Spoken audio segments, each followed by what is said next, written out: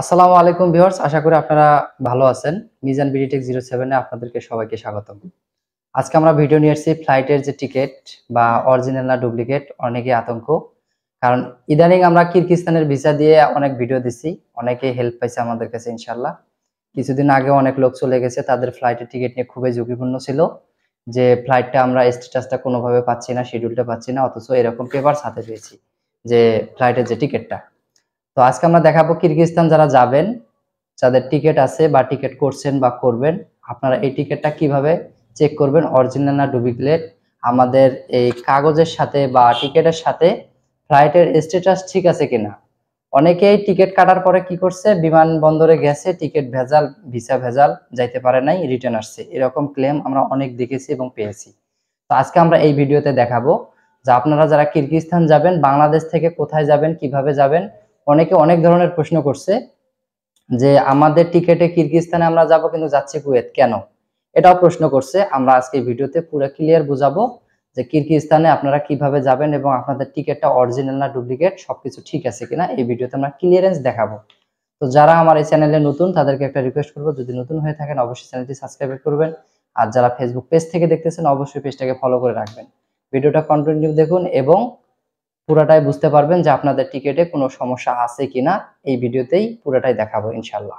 তো ভিডিওটা কন্টিনিউ দেখুন। চলে যাব এখন মোবাইল বা কম্পিউটার স্ক্রিনে যে কোনো একটা ব্রাউজারের মাধ্যমে আপনারা চেক করতে পারবেন আপনাদের টিকিটের সিস্টেমটা বা স্ট্যাটাসটা। শুরু করা যাক। চোখ রাখুন মোবাইল বা কম্পিউটার স্ক্রিনে।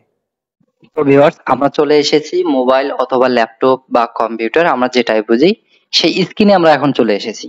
আমাদের স্ক্রিন থেকে সর্বপ্রথম যেটা কাজ হবে সেটা হবে একটা গুগল ক্রোম বা গুগল যে কোনো একটা ব্রাউজারে ওপেন করে নেওয়া। এখানে সার্চ বক্স আছে, সার্চ বক্স সার্চ করার আগে আপনাদেরকে কিছু জানাতে চাই যে আপনাদের যে বিমান বাংলাদেশ এয়ারলাইন্স আছে, জাজিরা এয়ারলাইন্স আছে, কাতার এয়ারলাইন্স আছে, সৌদি এয়ারলাইন্স আছে। তো আপনার টিকিটের মধ্যে কোন এয়ারলাইন্সের টিকিটটা আপনারা কেটেছেন সর্বপ্রথম সেটাকে লক্ষ্য করবেন। যেমন আমি কেটেছি জাজেরা এয়ারলাইন্স ইন্টারন্যাশনাল, ঠিক আছে। তো এই জাজেরা এয়ারলাইন্স সেটা টিকিটটা আমার কাছে আছে।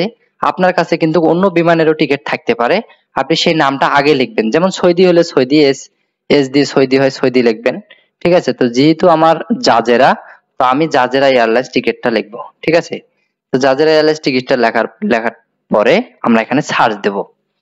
সার্চ দেওয়ার পরে এখানে booking and ticket in check in, আমরা এখানে ক্লিক করব। এখানে ক্লিক করার পরে আমাদের সামনে একটা প্ল্যাটফর্ম শো করবে। আপনারা একটু ওয়েট করুন, যেহেতু টিকিটের ব্যাপার সেক্ষেত্রে একটু সময় নিতে পারে। এখানে ক্লিক করার পরে যারা যে প্ল্যাটফর্মটা সেটা এসেছে, আমরা দেখতে পারতেছি বিমানের যে প্ল্যাটফর্ম সেখানে এটা এসেছে।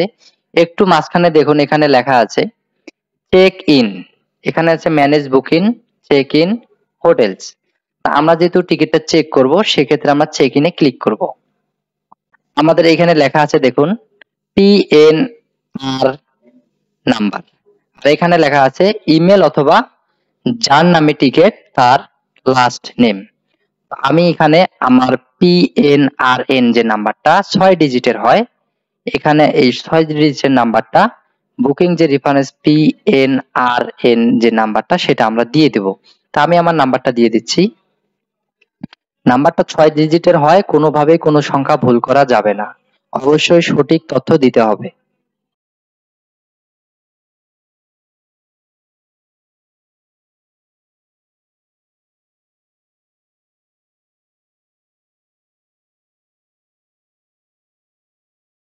তারপরে এটা দেওয়ার পরে আমাদের সর্বপ্রথম তারপরে যেটা কাজ থাকবে, আমরা এখানে দেখুন অনলাইন চেক ইন আছে, চেক ইনে আমরা ক্লিক করব। চেক ইনে ক্লিক করার পর আমাদের টিকিটের যে প্ল্যাটফর্মটা সেটা অবশ্যই চলে আসবে, আমরা সেটার জন্য অপেক্ষা করি।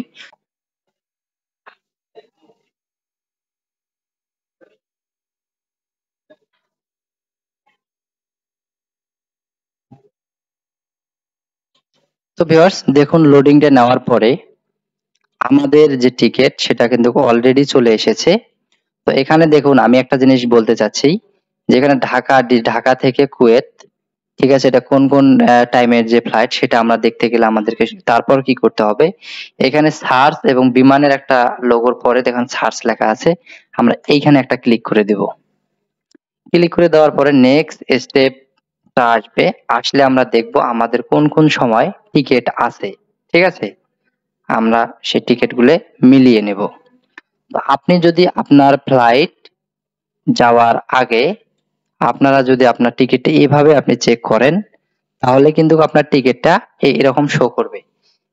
যেহেতু আমি যার টিকিটটা চেক করেছি সে কিন্তু অলরেডি চলে গেছে। আর এই ফ্লাইটটা আপনার এখানে যে টাইম টেবিল আছে, ঢাকা থেকে কুয়েত 9 তারিখ, 9 এখানে তারিখ দেওয়া আছে 30শে মে, ঠিক আছে 2024।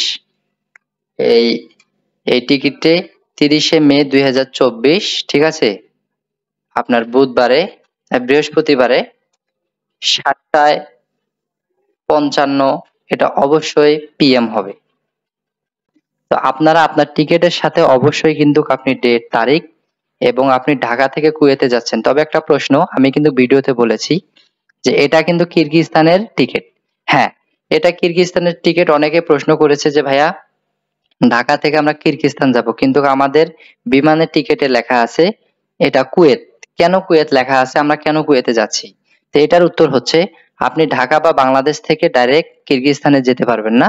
আপনার বিমানের টিকিটে অবশ্যই কুয়েত থাকবে। কুয়েত বিমানবন্দরে নামার পর আপনি ফ্লাইটটা এক্সচেঞ্জ করবেন, অন্য একটা ফ্লাইটে আপনি কিরগিজস্তান চলে যাবেন। যে যে ফ্লাইটে যান, গাড়িতে যান, যেটাতে যান, আপনাকে আগে সর্বপ্রথম কুয়েতে নামতে হবে। তো আপনার এখানে ঢাকা থেকে কুয়েত অবশ্যই লেখা থাকবে, ওখানে যে আপনি এক্সচেঞ্জ করবেন এবং পাশে প্রাইস লেখা থাকবে।